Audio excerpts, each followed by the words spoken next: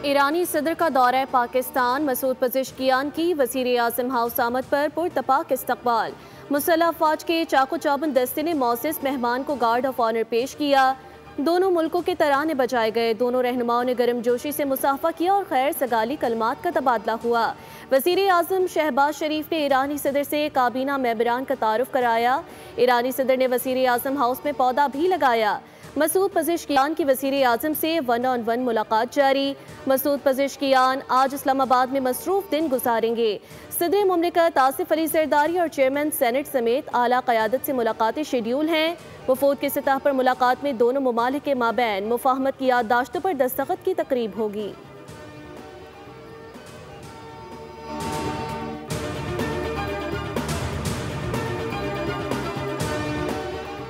वज़ीर दिफा ख्वाजा आसिफ से ईरानी हम मनसब ब्रिगेडियर जनरल मोहम्मद रजा आश्तियानी की मुलाकात। बाहमी दिलचस्पी के उमूर, इलाकाई सिक्योरिटी, इंसदाद दहशतगर्दी और दिफाई ताउन पर तफसीली तबादला ख्याल किया गया।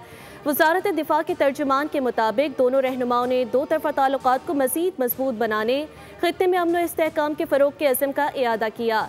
ख्वाजा आसिफ ने मुश्तरका सिक्योरिटी चैलेंजेस से निमटने के लिए दिफाई सिफारतकारी की अहमियत पर जोर दिया और ईरान के साथ करीबी रवाबित के फ़रोग को पाकिस्तान की खारजा पॉलिसी का अहम जुज़ो करार दिया।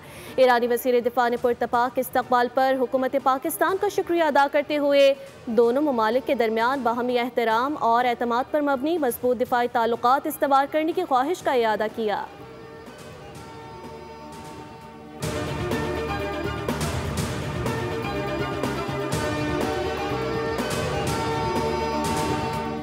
पाकिस्तान और ईरान के दरमियान सालाना तिजारत 8 अरब डॉलर तक पहुँचने का हदफ मुकर्रर।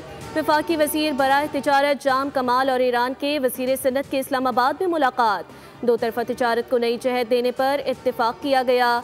जाम कमाल ने कहा, ईरान के साथ तिजारती ताल्लुकात में तेज़ी लाने का वक्त आ गया। जोग्राफियाई क़ुर्बत को तिजारती फ़ायदे में बदलना वक्त की ज़रूरत है। पाकिस्तान और ईरान वज़राए तिजारत ने बाहमी सरहदी ताउन बढ़ाने पर जोर दिया।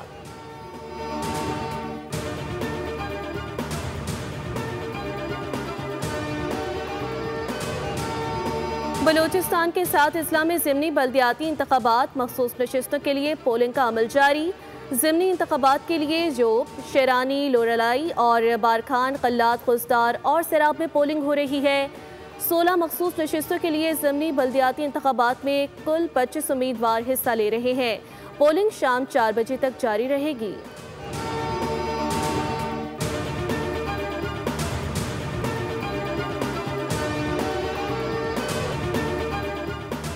अटक और गिरदोनवाह में गरज चमक के साथ मूसलाधार बारिश। हसन अब्दाल और गोचरावाला में भी बादल बरसे।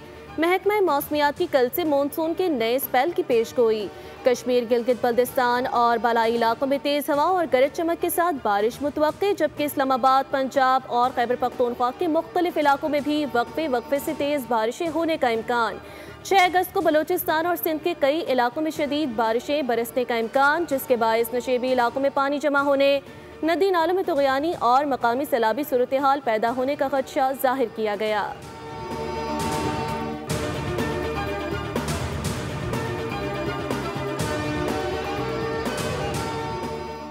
गज़ा पर इजरायली हमलों में 98 फ़लस्तीनी शहीद हो गए। भूख से मज़ीद 7 फ़लस्तीनी इंतकाल कर गए।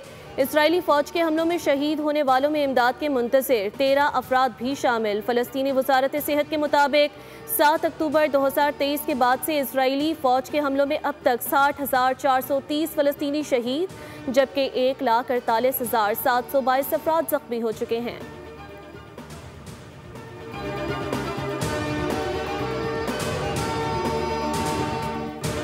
और दूसरा T20, वेस्ट इंडीज़ ने पाकिस्तान को दिलचस्प मुकाबले के बाद 2 विकेटों से शिकस्त दे दी। मेज़बान टीम ने 134 रन का हदफ आखिरी गेंद पर हासिल किया। 3 मैचेस की सीरीज 1-1 से बराबर। ग्रीन शर्ट्स ने पहले खेलते हुए 9 विकेटों पर 133 रन स्कोर किए।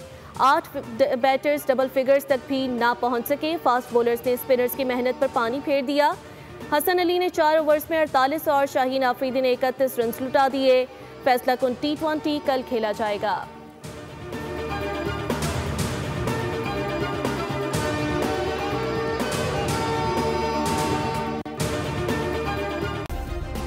सब्सक्राइब करें और बेल दबाएं ताकि कोई खबर रह न जाए।